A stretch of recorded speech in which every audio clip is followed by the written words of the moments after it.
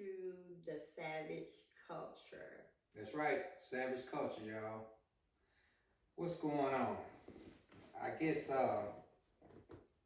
we need to talk about a couple things, and let's start talking. Um, this past weekend, me and my wife was scrolling through Instagram, and we saw the Whitney Williams story come up, and we was like, man, let's look at that. So we did. We looked at it on this Friday, and I think we looked at it for about 5 hours, 4 or 5 hours. I don't know, it was long. And I think that what we came to the conclusion of is that the way that they was treating this documentary that they put Whitney Williams in I think it was awful. What do you think, Jay? I think that the story was edited to show her problems or issues only. It didn't really focus too much on her sickness, for as her dementia, Graves' disease. It is kind of sitting around the alcohol and how much money she said she had. But one thing that still stand out to me is that she talks about all this money she has, but how lonely she is. And she has this big old house by herself.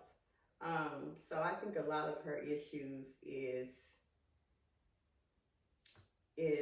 depression and the way that Lifetime documentary portrayed everything.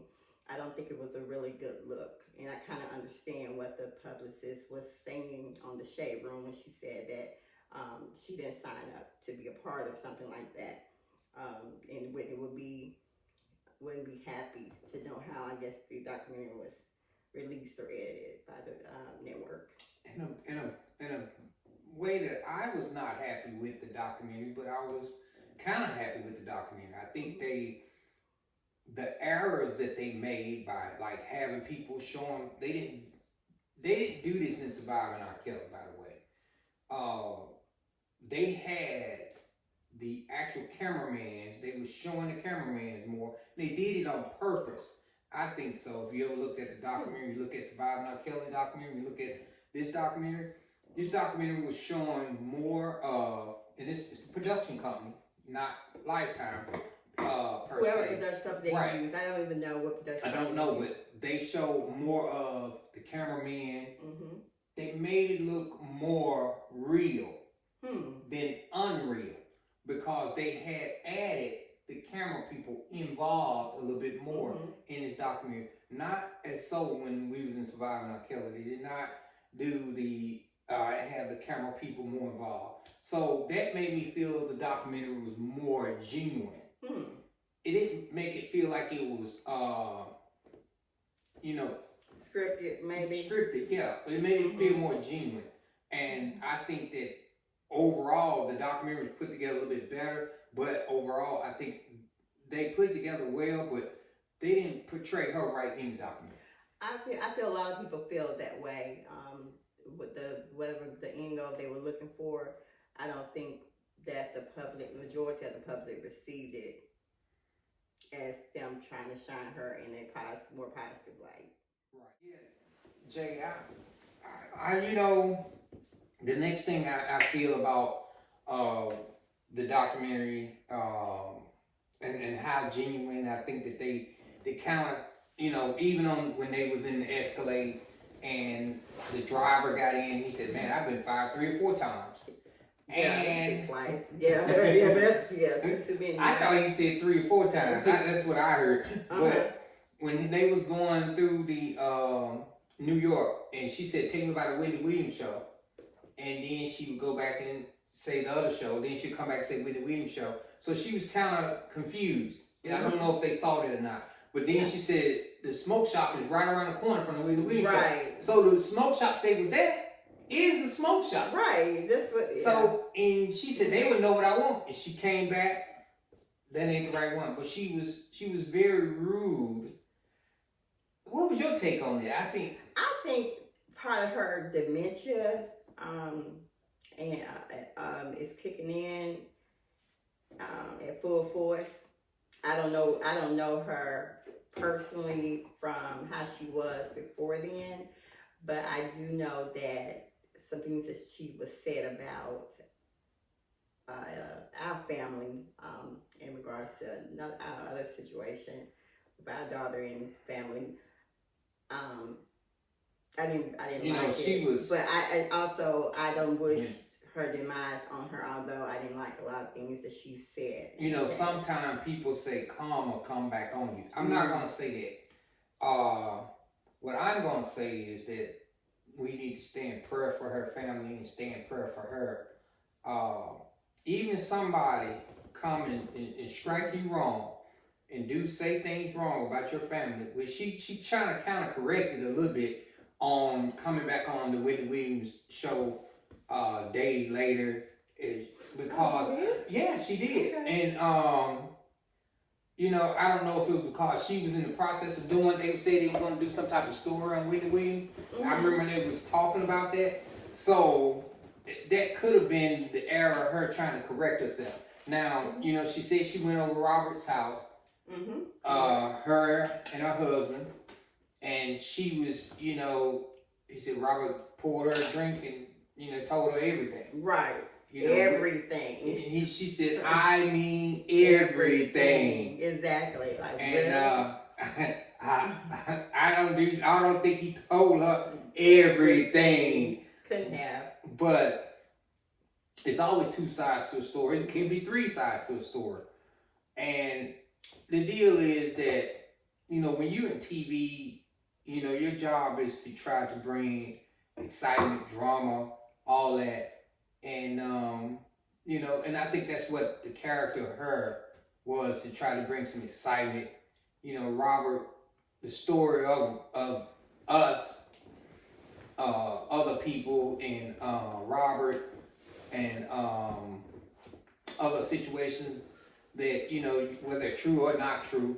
But here's the deal. We have to understand Surviving R.Kelly was one of the biggest stories that was out there.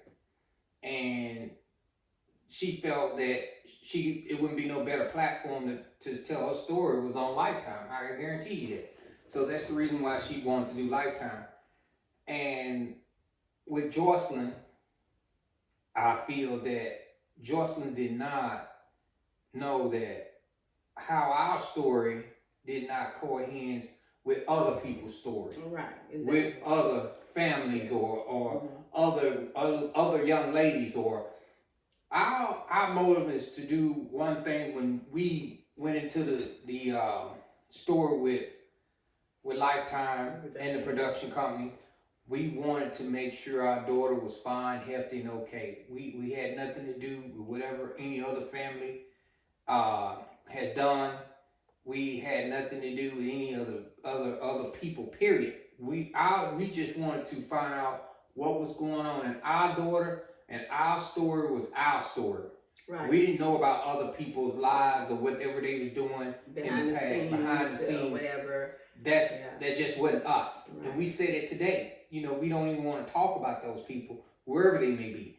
But what we want to do, we're concerned about Joycelyn Savage. And we concerned about our daughter knowing the full truth and not only half truth that she's been told. And it's just a really, it's a heart-wrenching situation for our family. It's with us, and me as a mom, that we've lost so many years over someone's misdrawing the truth and just not telling the truth, just being not truthful, and mixing our name with other people's names and putting us in a light that we never signed up for. Right. And our intentions have always been pure, and we've always had clean hands in exposing the truth for us. But let us be clear. Joycelyn, we love you. We have so much things to share with you. We just need for you to call us. We want to have a open line of communication. We don't want you to come back here and stay with us. If you want to, that's fine, but we don't want you to if you don't want to. But you do need to have an open line of communication with your mother, your sisters, your grandparents. We want you to have that type of open relationship. And I think that's true. She deserved to know the truth, not just from me or from your mom. Not the media. Definitely not the media. Not the media. No, nobody knows the truth but YouTube, us. The lies. And I encourage you, Joycelyn, if you're hearing this message, I encourage you to contact your younger sister, Jalen.